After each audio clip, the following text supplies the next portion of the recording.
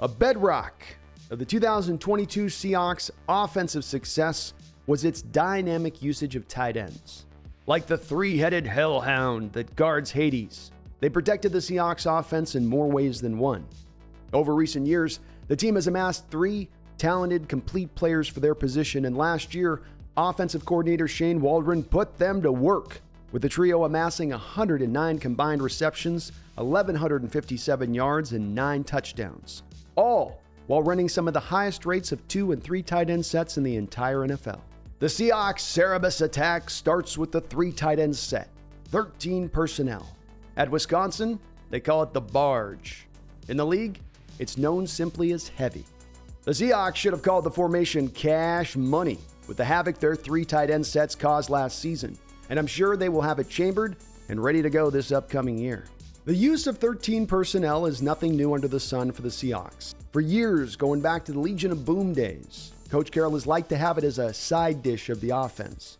In the past, it was used sparingly, and usually when they called the formation, the 3rd tight end would be a jumbo 6th offensive lineman who was no threat to run routes or catch passes, unless we're talking about George Fant, because that offensive tackle had some sweet, sweet hands. Those feet, though. Oof.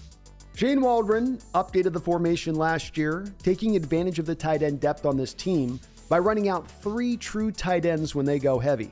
Each guy in the depth chart is talented and capable of executing all the tasks required of the position.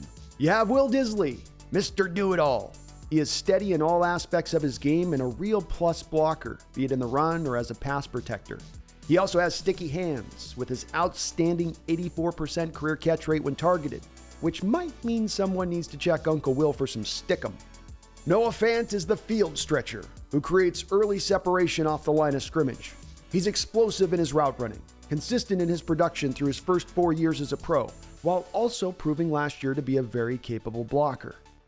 Colby Parkinson's size and length makes it incredibly hard on smaller defenders, and his catch radius is still something we're just starting to get a chance to see. It was a much more vibrant part of his game in college, where he was targeted more often on those trust throws and 50-50 balls. Last year, he started to take steps forward, and by the end of the season was finishing games with more snaps than Noah Fant. Unlike in prior years, where teams could ignore covering the Seahawks' 6th offensive lineman, now they must account for all 3 true tight ends. Fant, Disley, Parkinson can all run, block, and catch. Defenses just can't cheat. And this puts the opposition in a bind. It starts with how the defenses wish to counter. As a defensive coordinator, when you see an offense go to 3 tight ends, you must decide whether to go with your base personnel or nickel. If the defense chooses to go base against the 3 tight ends, they will have the extra linebacker to hold up against the run-blocking threat all those tight ends on the field at once pose, but they risk the mismatches if one or more of those extra linebackers doesn't cover well in space, which is usually the case. If the defense chooses to go nickel, they'll have an extra defensive back on the field and should be able to cover up the 3 tight ends better, but they risk getting exposed in the run game, as usually when a tight end blocks a defensive back, the advantage is to the tight end. Few teams in the league really employ the 3 tight end look very often. The Seahawks used it as a mainstay last season, and Waldron found different creative ways to further challenge defenses. He'll run the 3 tight end look out a bunch, put 3 on the line of scrimmage to one side of the formation, 2 to the strong side of the formation, 1 to the weak, 2 tight ends in shotgun on either side of Geno with the running back right behind him. He'll run pre and post-snap motion with it and might even pitch to one of the guys just for the hell of it. It's hard to find one good tight end in this league. To have 3 fully capable is weaponization of the big men. And there are no easy answers. Go base defense. Geno Smith and the boys will shred you on the back of a mismatch and probably to the tune of a big play.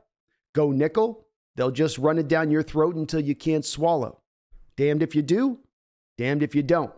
And unlike other de jour formations like the read option or the wildcat, the fix won't simply be a defensive schematic adjustment or a technique to teach. It becomes an issue of talent, of mismatches, not a problem of X's and O's or mental errors. These 3 tight ends guard the gates of the Seahawks offense. The creative manipulation in their use is just one of the reasons Shane Waldron's star is on the rise, and why your Seattle Seahawks offense may know no bounds this upcoming season. 3 heads, 1 body. All kinds of unstoppable. My name is Brandon Kane. This is the Hawks Nest.